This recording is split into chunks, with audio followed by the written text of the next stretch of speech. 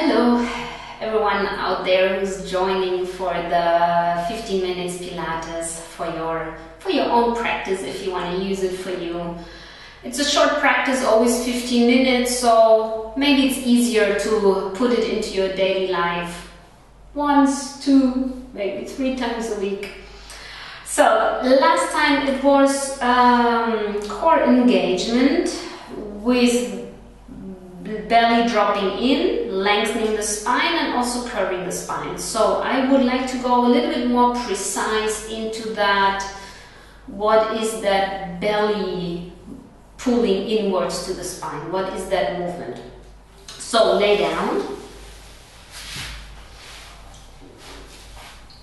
And then bring your hands to your hip bones. The hip bones are here in front. Yeah, so they have one line with the knees. Don't worry if you cannot really feel them. It's just that you have sort of an idea where they are. So you can put the fingertips to your hip bones. And then it's like when I stretch my thumb. Oops, can you see it? Yes. Then I sort of reach to my lower ribs. So this is what you wanna touch. So fingertips to your hip bones, to your pelvis, and the thumbs to your lower ribs. Elbows can stay on the floor if you want. Close the eyes for the beginning. And the same as we had last time, observe breathing movements.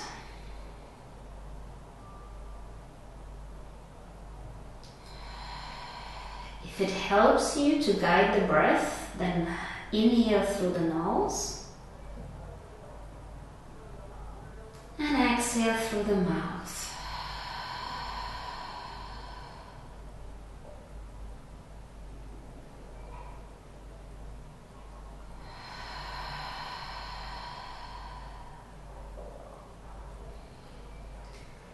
And I hope you feel how the belly is slightly coming out because it needs space. The lungs get filled up, so the organs are slightly pushing down, so the belly is coming a little bit out.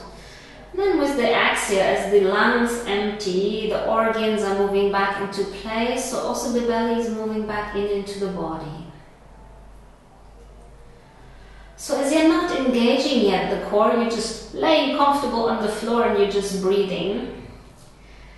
You might notice that the distance between your hip bones and your lower ribs is not changing. So the movement of the belly inwards doesn't change any of the distance between all that space between your pelvis and your rib cage.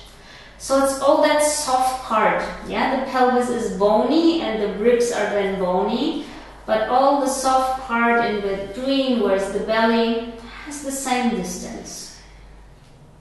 So let's go for the next step. Inhale.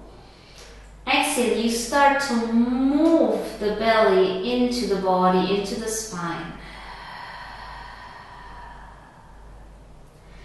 Now try to be as precise as possible, that you don't shorten between your pelvis and the lower ribs. You keep the same distance. So it's going away from that idea of doing crunches, yeah, where you just pull it in and get all the force and just shorten the belly. So go the opposite way. By moving the belly inwards, you lengthen your belly. You get space between your pelvis and your rib cage. So once you maybe have that feeling, or it's getting more aware, then bring your palms of the hands flat to your belly. So again, you can also feel the space between the pelvis and the ribs. So let's go, lifting the head up, inhale. With the exhale, engaging from the core, lifting the head up, rolling up to the tips of the shoulder blades, and still feel your belly being flat. Yeah, no extra crunch, no shortening of the belly muscle. Keep the belly flat and still moving the belly, the navel inwards. So inhale, head back down. Exhale, supporting from your center to lift the head up. Moving the belly in and upwards to the lower ribs, and still having a wide belly.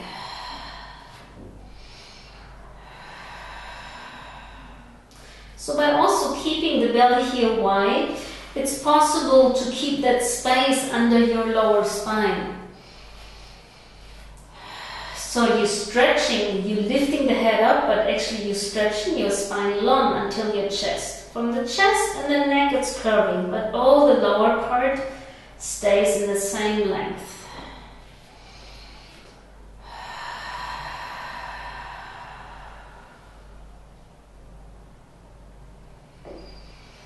And either you keep the hands onto your belly or move the arms up to the ceiling. Inhale and try the same thing. Engaging from the core, keeping the distance between your pelvis and your rib cage wide, and bring the arms beside your pelvis. Inhale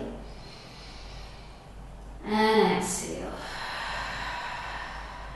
So I know those kind of exercises, those more precise exercises, they feel a little bit boring. Also, it's not so much engaging and I'm not working my belly. But that's not true. By being so precise into your breath and knowing how your navel is moving, you're much more engaging into your core and you're going much deeper into the muscles, those muscles that actually support your spine, those muscles that are really close to the bone. So it's worth it. It's worth to first go into that precision work, and then later you can work harder. So 2 more.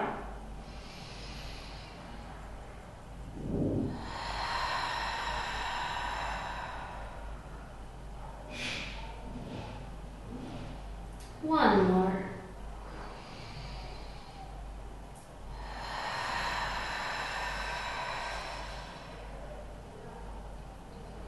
Bring the head down, hands back onto your belly.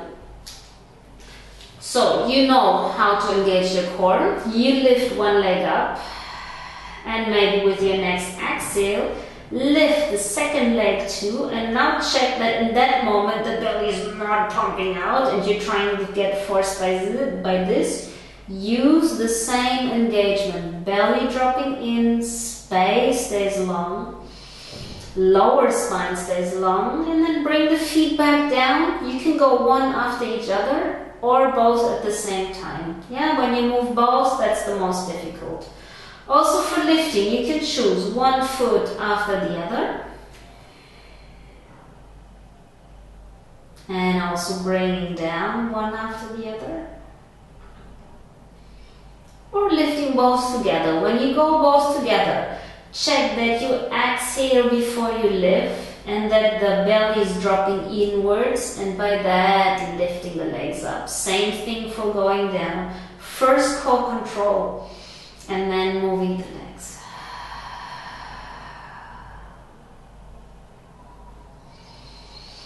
If you have the feeling it's fine enough for the feedback from the hands, then you also can bring the arms beside your pelvis or even open to the side to have more relaxing into the chest and working deeper into the core.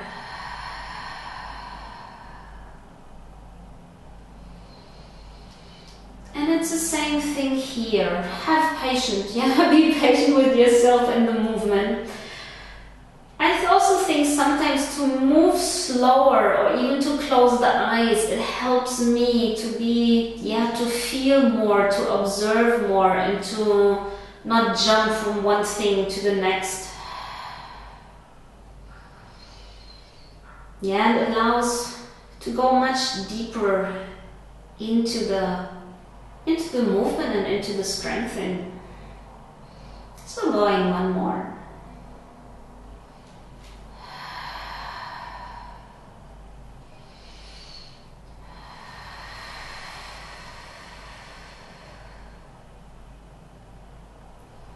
And then next time, bring the arms up again to the ceiling.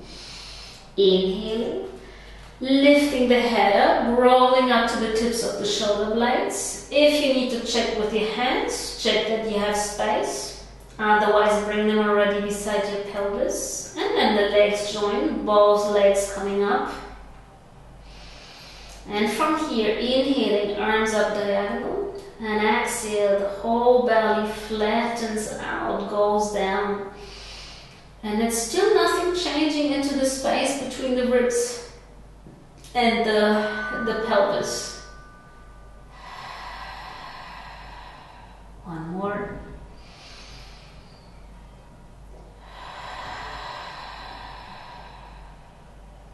Last time.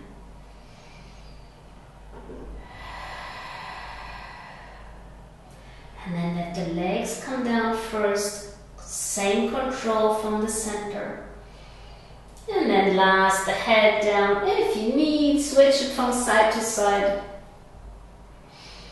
And then come up. If you can come up over the side into all fours. Bring the hands a little bit further front, so not like in all fours right under your shoulders, a little bit more front and also a little bit wider, so can be actually mat wide. Open your knees slightly. Inhaling here, your spine is long, and then start to engage from your core, so again the belly is moving into the body without here shortening or crunching or pressing. So keep the spine long. Inhaling. Exhale, engage from your core. Pressing the hands down into the mat. Pressing the knees in the direction of the hands, so maybe that helps to engage the core. And then try to move the bum to your heels. And still stretched out between your hip bones and your rib cage. Let it go, come back front, inhale. So engaging the core, giving some tension into your whole frontal wall. It helps, it's easier to get that tension by pressing the hands into the floor. And the knees want to go to the hands. Or also even trying to pull the hands in the direction of the knees. Maybe even the feet start to lift up. Just checking that you get the force still by a long, flat belly and not by curving. One more.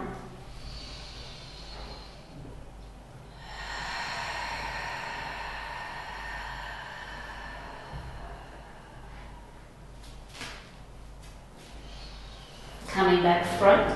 This time put the hands right underneath your shoulders, also the knees right underneath your hip. So inhaling here, tugging the toes, exhale, same engagement of the core. And now check when you lift the knees up that the belly still melts into the body instead of pressing out. And then you send the knees back down. So don't keep them up too long. Inhaling through the nose. Exhaling, engaging from the core, lifting the knees from the core, let the knees fly up. And also when you bring them down, same engagement.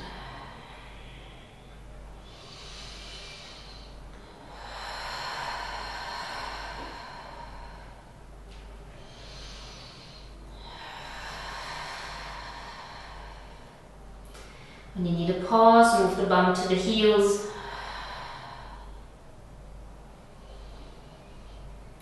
Any force, any strength that you're here creating is also by getting the spine long.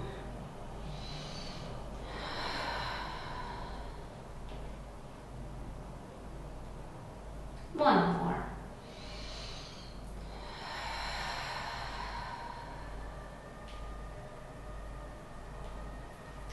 And then open the chest, big inhale, let the belly hang through, show me a big, big belly. And exhale, no pulling of the navel, stay soft in the center, move the spine easily into curving the back. Soft frontal wall, inhale and exhale. So always check when you train, especially when you train harder, that also then the muscles afterwards are allowed again to relax or to stretch. Yeah, so give them also another information.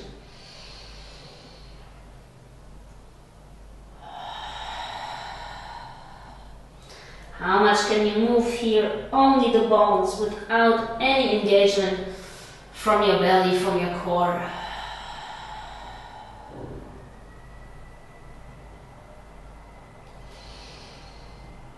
And then also as the last time, open the knees. Bring the bum to the back. Let the belly hang. Let it be a big, big belly. You're allowed here to have a big belly. And as much you soften into your center, let the bum also soften to the heels. Let the chest soften the neck.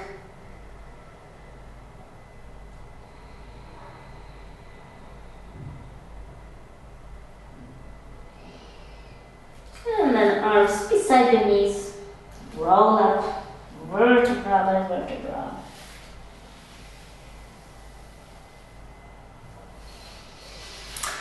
So today, more detailed work about the space between the pelvis and the lower ribs. Okay, so you had the feeling, but that was far too difficult, I couldn't feel that. Don't worry, do it again and again. There will become a point, and also use your hands. I think the hands are a super good support and help to actually feel, because sometimes we don't really know what is going on into the belly, into the chest and into the groins. So use your hands to feel. And also then when you still don't feel, also don't worry. Then just tell yourself the sentence, okay, I keep space between my ribs and my pelvis. Yeah, just keep saying that sentence. That already also will give lots of informations into your center. Have a nice day. See you next time. Bye bye.